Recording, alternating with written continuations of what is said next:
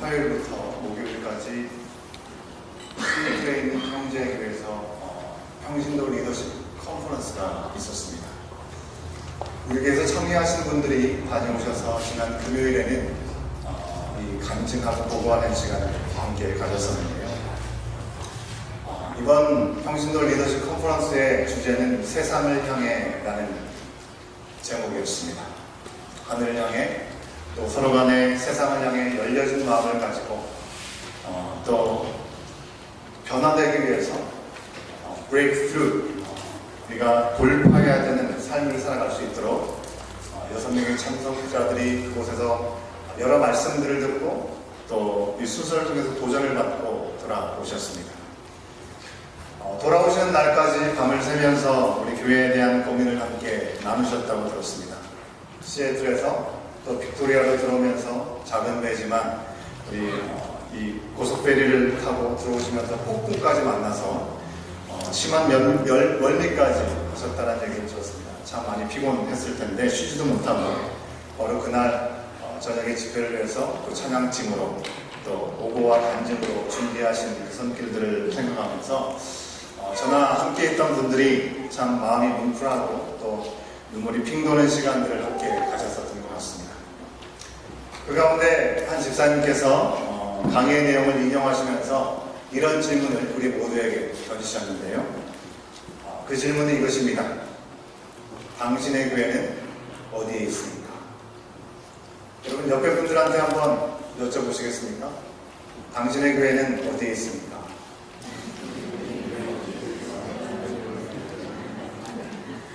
질문만 하시면 안 되고 질문하신 것에 대한 답을 한번 들어보시면 좋겠습니다.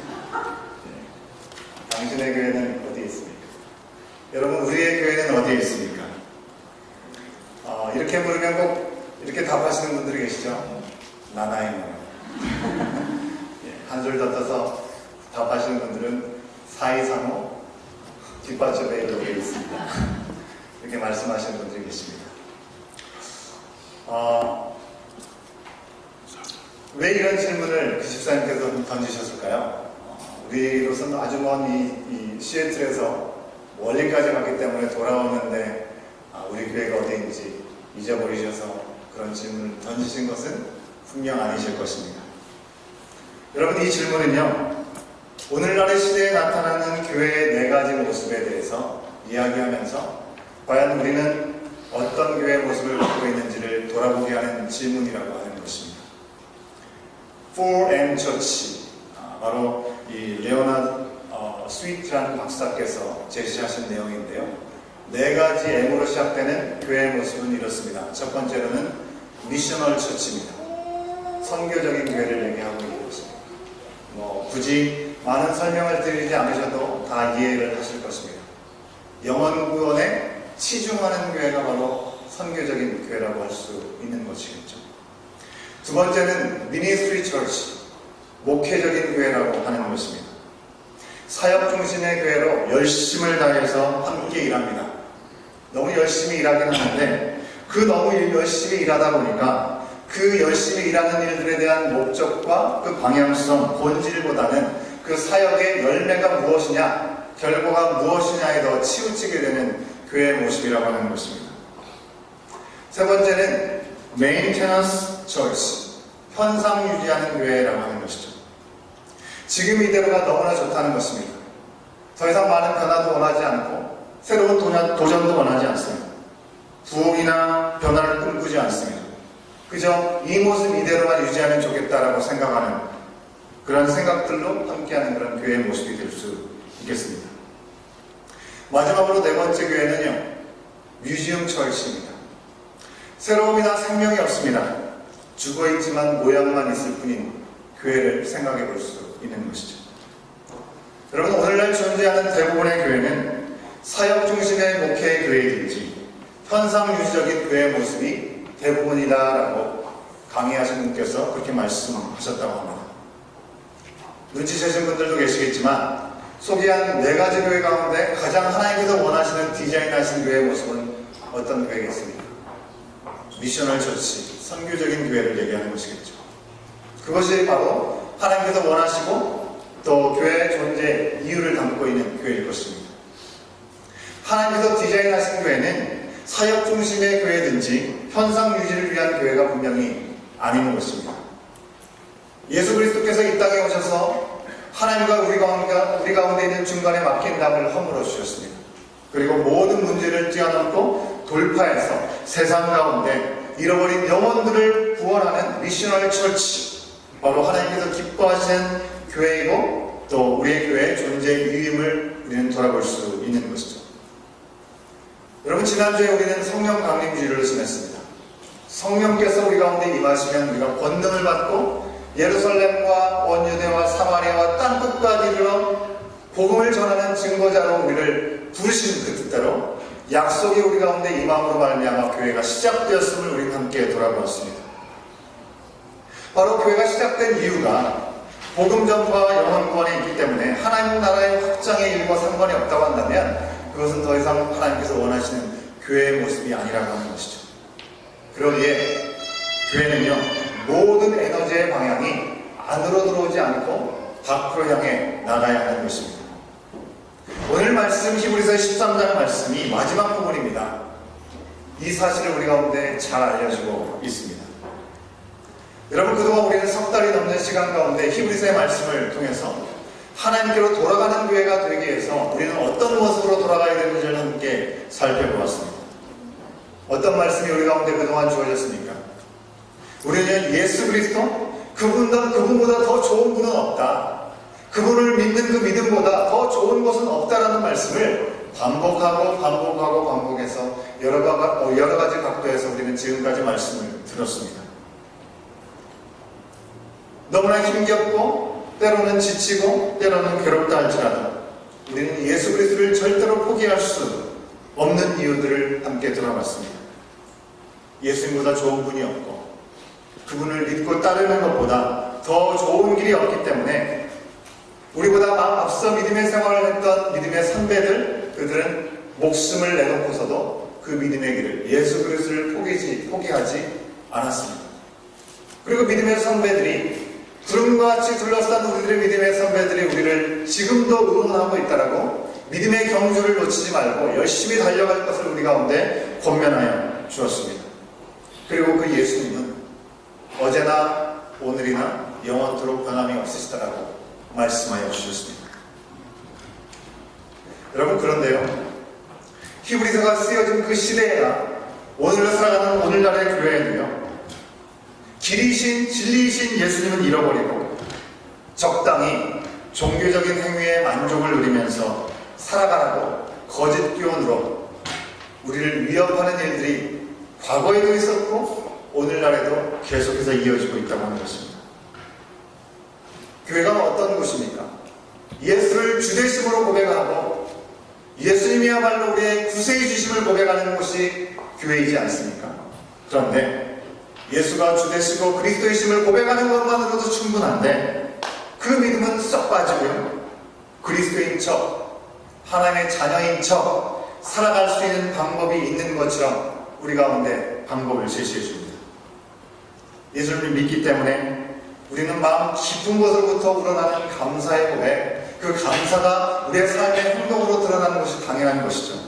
하지만 그것이 아니라 정해진 행동들, 그 행동들을 하면서 자신이 하나님을 기쁘시게 할 수 있는 것처럼 착각하면서 행동하고 살아가게 될 때가 있다고 하는 것입니다. 여러분, 무엇을 안 먹고 안 하면 하나님께서 기뻐하시고 우리가 무엇을 적극적으로 행하고 무엇을 지키면 하나님께서 기뻐하신다라고 생각하는 경우들이 있다는 것이죠.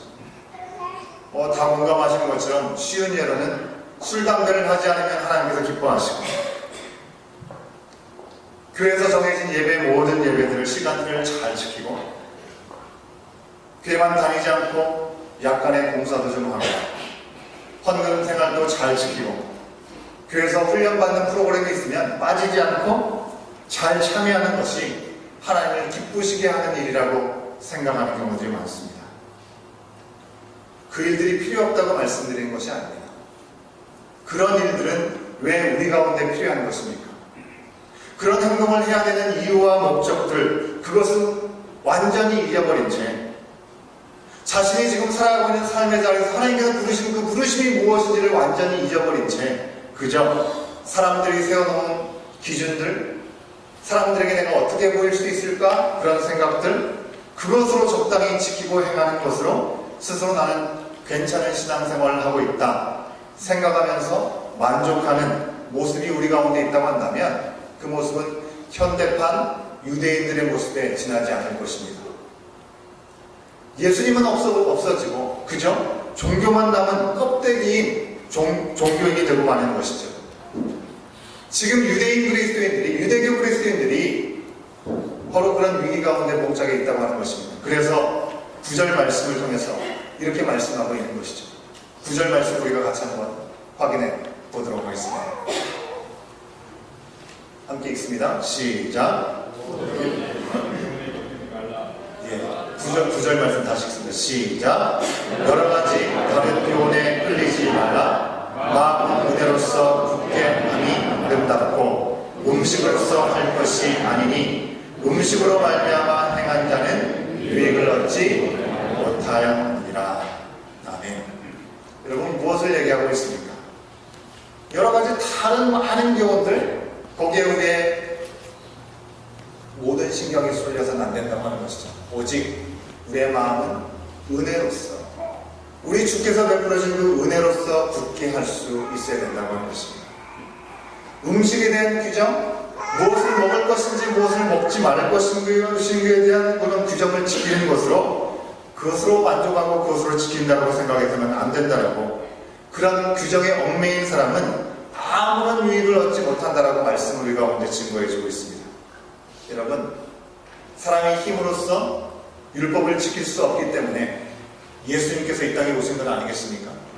그런데 이제 또다시 유대교로 돌아가서 내가 뭘 지키는 것으로 의로운 삶을 살아갈 수 있는 것처럼 생각한다고 하는 것은 하나님이 보내주신 예수님이 그 예수님의 은혜를 거절하는 가장 어리석은 인생이 되고 만다고 하는 것입니다.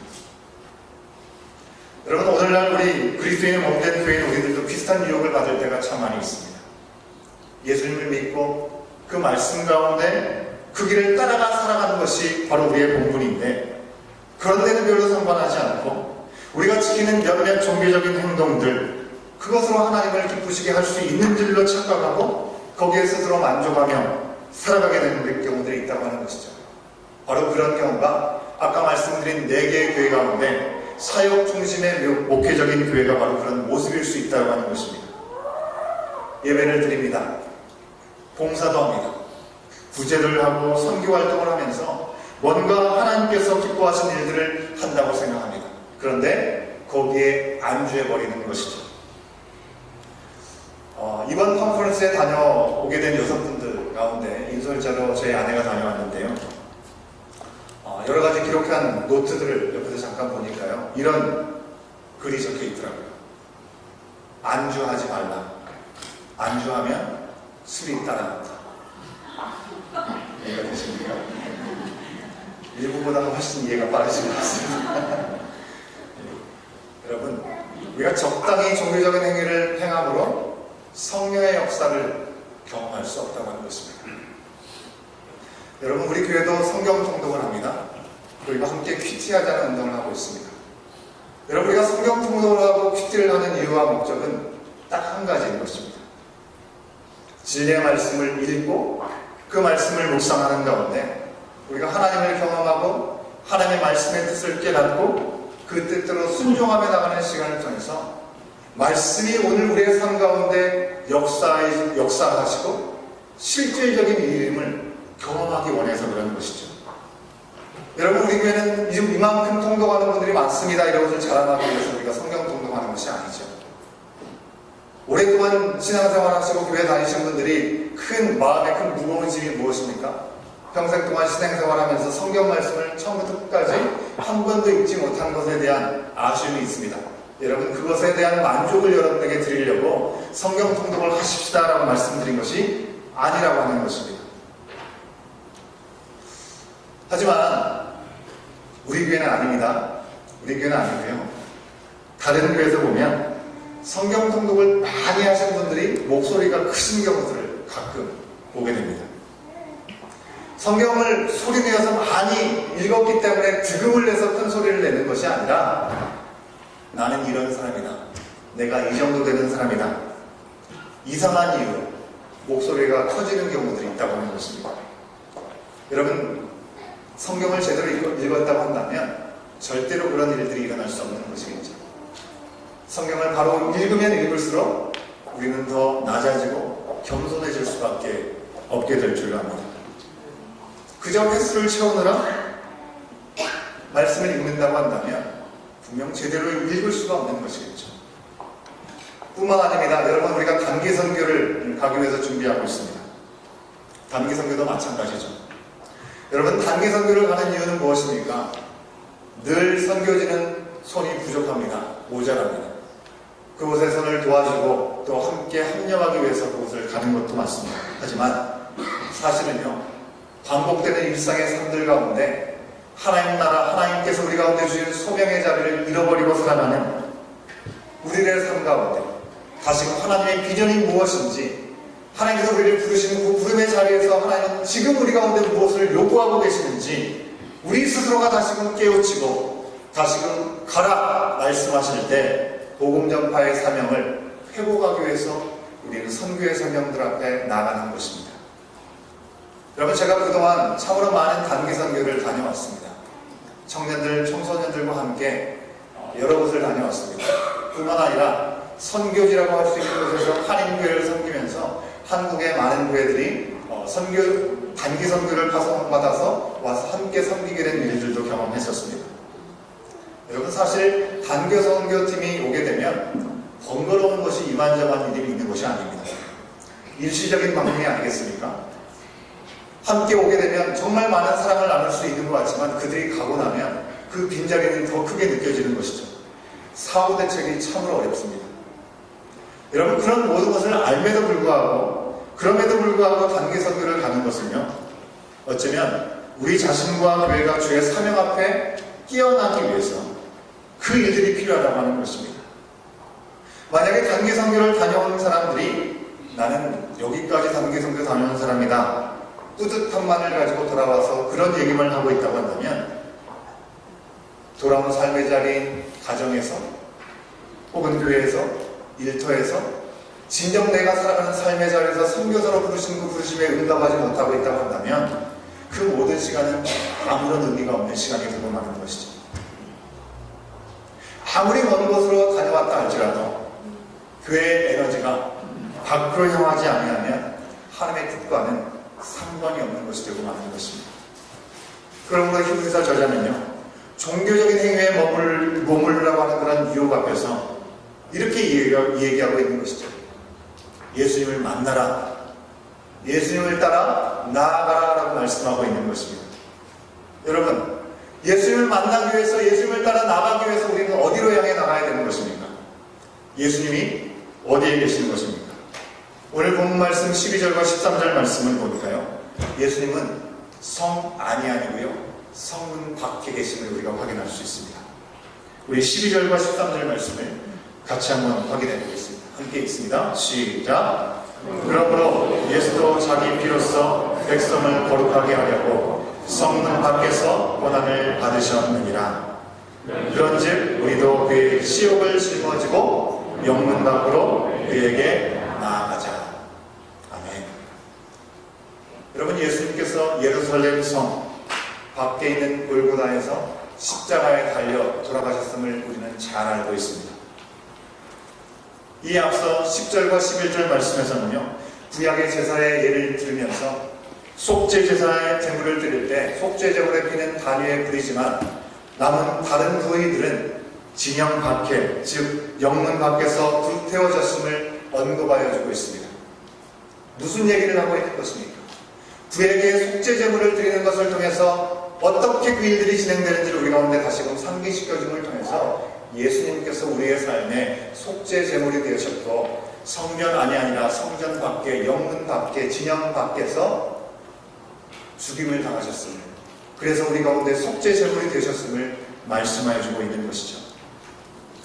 실로 예수님이 십자가에다 달려 죽으시는 그 순간까지 예루살렘 성전의 중앙에 계시지 않았습니다. 세상의 중심이 아니라 세상에는 별로 관심이 없는 것, 성박, 문, 박, 골고다에서 계셨다고 하는 것입니다.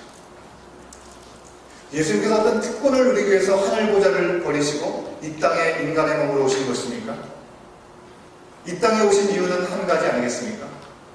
오직 하늘의 원세를 버리고 이 땅에 오신 것은 죄로 인해서 죽을 수밖에 없는 성밖에 버려진 존재와 같은 우리들을 위해서 다시금 죄로부터 자유케 하시고 구원케 하시고자 하시는 그 한 가지 이유, 그 한 가지 때문에 예수님은 성 밖으로 나가시고 고난을 당하시고 찢기셨다고 하는 것입니다. 그러기에 여러분, 우리들은 예수님을 만나기 위해서 어디로 가야 됩니까? 우리가 생각하는 중심의 자리에서, 안전해 보인다고 생각하는 그 자리에서 우리는 예수님을 절대로 만날 수가 없습니다. 모든 사람들이 부정하다고 여겨지는 곳, 진영 밖, 바로 성문 밖에 예수님이 계셨기에 우리가 예수님을 만나려면 우리 또한 성문 밖으로 나갈 수 있어야 되는 것이죠. 여러분, 오늘날 많은 교회들이 교회 안에만 머물려고 합니다. 당연히 그럴 수 있겠죠. 교회 안에 예배가 있고 교회 안에서 진정한 교제가 있기 때문에 그렇습니다. 겉으로 보기에는 아무런 문제가 없어 보이지만 예수를 믿는 것 자체가 큰 핍박의 대상이 되고 있는 오늘날의 현실을 생각할 때 교회 밖에서의 삶이 참 두렵고 떨림을 우리는 고백하지 않을 수밖에 없습니다. 하지만 예수님은요, 하늘 영광 가득한 보좌를 버리시고 성문 밖에서 죽임을 당하시려고 이 땅에 오셨다는 사실을 우리는 분명히 기억할 수 있어야 됩니다.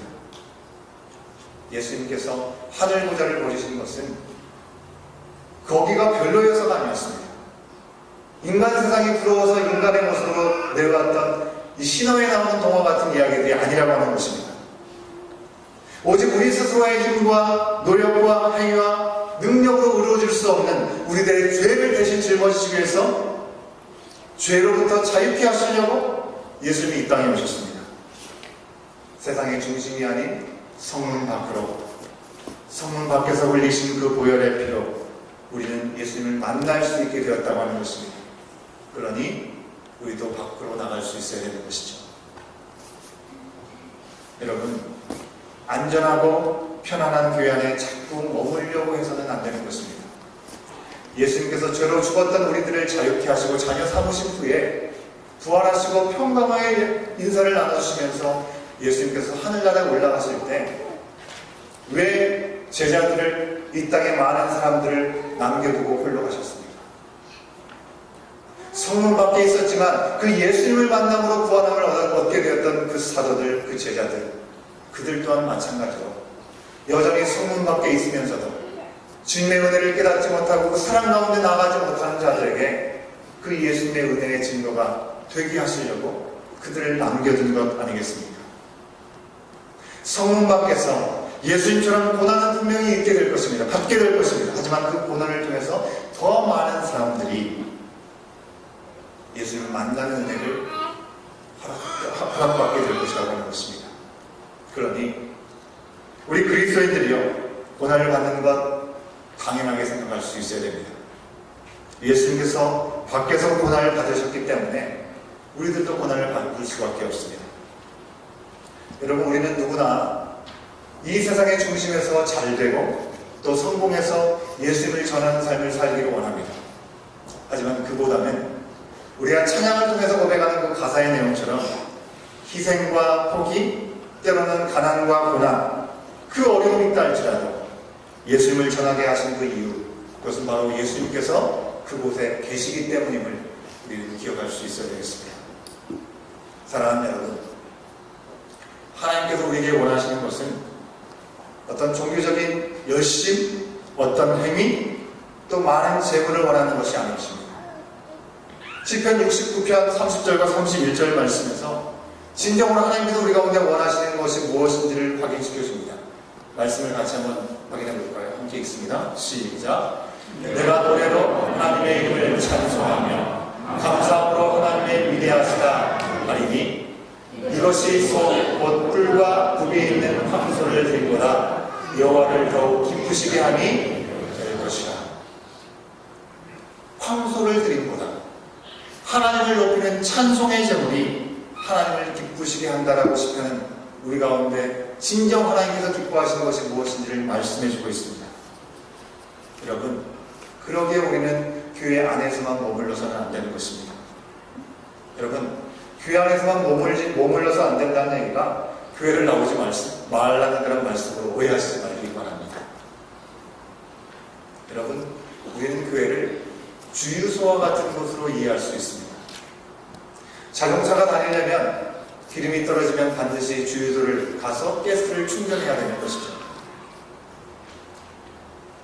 이처럼 우리가 주님의 공급하시는 힘, 성령의 은혜, 진리의 말씀을 그 말씀대로 살게 하시기 위해서 성령 하나님께서는 우리 가운데 교회를 허락하셨습니다. 교회에 힘써 모이고요, 함께 예배드리고 말씀을 배우고 삶을 나누는 것이 교회 공동체가 되어야 되는 것입니다. 하나님께서 우리 가운데 주시는 비전이 무엇인지를 함께 나누고 세상을 향해서 우리가 어떻게 살아갈 것인지 그 한 꿈을 함께 꾸는 것이 바로 교회가 될 수 있어야 된다고 하는 것입니다. 그런데요, 교회가 주유소여야 되는데 주차장이 되면 절대로 안 되는 것이죠. 주유소에서 기름을 가득 채웠습니다. 기름을 가득 채우고 나니까 너무나 만족스러워서 무한정 그 자리에 차를 대고 있다고 한번 생각해 보십시오. 그러면 어떻게 되겠습니까? 다음에 차에 주유를 해야 되는 차는 그 자리에 오지 못하는 것이죠. 나 자신뿐만 아니라 다른 이들에게까지도 어려움을 주게 되는 일이 생기고 만다고 하는 것입니다. 교회 안에 그저 우리가 머물기만 바란다고 한다면 그런 모습으로 전락할 수밖에 없다고 하는 것입니다. 하지만 우리 교회가 힘들고 어려움이 있음에도 불구하고 밖으로 나가게 되면 밖에서 만날 수 있는 예수님을 만남으로 말미암아 바로 오늘 이 시대에도 성령의 놀라운 역사의 일들을 경험할 수 있도록 예비하시고 그 일들을 감당하고 맛볼 수 있도록 예비하여 주시는 줄로 믿습니다. 그 자리로 우리는 나갈 수 있어야 되는 것입니다. 그것이 바로 성령의 역사 가운데 나도 살고 남도 사는 길이 되는 것이죠. 영혼 구원을 위한 미셔널 처치가 되면요, 주님께서 이 땅에 교회를 세우신 이유와 목적, 그 목적대로 살면서 세상에 줄 수 없는 평강과 승리를 우리가 함께 맛볼 수 있다고 하는 것입니다. 여러분, 내 자신의 문제도 어쩔 수 없어서 신음하는 불행하고 초라한 인생이 아니라 무슨 일이 우리 가운데 찾아온다 할지라도 낙심치 않는 믿음으로 한 걸음 한 걸음 믿음으로 서갈 수 있는 우리의 모습으로 하나님은 인도하실 줄로 믿습니다. 여러분, 그러면 우리가 밖으로 나가야 된다고 말씀하셨는데 우리의 밖은 과연 어디겠습니까? 니카라과입니까? 포트 알고니입니까? 네, 맞습니다. 그것도 바뀝니다. 하지만 알고 보면요, 우리의 밖은 생각보다 그리 멀리 있지 않습니다. 예수 그리스도의 빛과 생명이 아직 경험하지 못한 장소가 있다고 한다면 그곳이 아무리 가까운 곳이라도 그곳이 우리의 성 밖이 될 수 있는 것이죠. 우리의 가정일 수도 있습니다. 나와 교회 올 때는 나와 교회 올 때를 빼고는 가장 가까운 친구일 수 있겠고 또 이웃일 수 있을 것입니다. 내가 매일 힘겹게 일하는 일터일 수도 있습니다. 그것이 바로 성문 밖입니다. 예수님의 보혈을 필요로 하는 곳이라고 한다면 그 모든 곳이 성문 밖인 것이죠. 여러분, 우리는 더 이상 교회 안에서 적당히 이 정도면 됐지 종교적인 만족을 누리면서 거기에 안주해서는 안 될 것입니다. 또 더 이상 우리는요, 나와 마음이 맞는 사람 몇 사람과 교제하면서 거기에 그냥 머물려고 한다거나 나를 인정해주는 사람들, 그 사람들 안에서 소꿉놀이도 아니고 교회 놀이하면서 살아서는 절대로 안 되겠다고 하는 것입니다. 여러분, 귀한 믿음을 가졌었습니다. 하지만 고난이 찾아왔을 때 내가 힘들어지고 내가 원하지 않았고 내가 견디기 힘들기 때문에 다시 예전으로 돌아가려고 했던 본문 말씀을 받고 있는 유대계 그리스도인들 향해서 오늘 히브리서 기자는 뭐라고 얘기합니까? 성 밖으로 나아가라, 예수님께 나아가라고 권면하고 있지 않습니까? 이 히브리서의 기자가 바로 우리 하나님의 오늘 향한 부르심인 줄로 믿습니다. 내 가족 중심, 내 한계 중심의 종교의 바운더리를 넘어서 성문 밖으로 십자가의 구원을 이루신 예수님께로 우리는 나아갈 수 있어야 됩니다. 내가 인정받고 나를 알아봐주는 사람들에게서 돌아서서요, 예수님께서 가셨을 만한 고난의 자리, 낮아지는 자리, 사랑하고 섬겨야 될 자리, 그 자리로 돌아가야 합니다. 이것이 하나님께서 기뻐하시는 예배인 것입니다. 사랑하는 여러분, 우리는 그리스도의 몸인 교회로 부르심을 받았습니다. 우리가 있어야 될 곳은 예수님이 계신 성문 밖입니다. 소외되고 구원을 간절히 원하는 바로 그곳으로 이제 돌아가십시다. 특별히 오늘 헌신 예배를 드리는 사랑하는 드림에 속한 우리 믿음의 형제자매 여러분, 지금은 어쩌면 여러분들은 대부분 어린 자녀를 돌보면서 힘써 일을 하고 결코 쉽지 않을 것입니다. 하지만 여러분과 같이 자녀와 고된 일들로 인해서 더욱 곤고함 가운데의 이들, 그리스도의 사랑과 숨김으로 그들을 향해서 나갈 수 있는 우리 모든 디모데 회원들 될 수 있기를 주의 이름으로 축원합니다. 더 나아가서요, 우리 교회들, 우리 모든 교회가 성문 밖에서 예수님의 고난을 기억하면서 승리를 위해서 눈물을 뿌리고 기도하고 나가는 가운데 영적인 리더들에게 하나가 되는 마음, 순종하고 또 복종하고 즐거움과 함께 성문 밖으로 나아가면서 그리스도의 몸된 우리의 교회를 멋지게 세워나갈 수 있는 저와 여러분, 우리 모두가 될 수 있게 주의 이름으로 간절히 축원합니다. 이 시간 우리 잠깐 기도하겠습니다. 여러분, 우리 교회는 어디에 있습니까? 아니, 나는 어디에 있습니까? 나의 성문 밖은 과연 어디입니까? 내가 가야 될 자리는 어디인 것입니까? 삶의 자리에서 나의 예배는 어떻게 드려지고 있는 것인가요? 하나님께서 찾으시고 하나님께서 구하시는 참된 예배자, 오늘도 우리 가운데 말씀하시는 음성 앞에 우리는 어떤 모습으로 응답하고 있습니까? 이곳에서 하나님의 비전을 나누고 하나님의 선하신 그 은혜를 충만하고 나눔으로 말미암아 세상을 향해 나가기를 주저하지 않는 우리의 모습이 될 수 있도록 성령 하나님 인도해달라고 우리 간절하고 우리 시간 잠깐 함께 기도하는 시간을 갖겠습니다.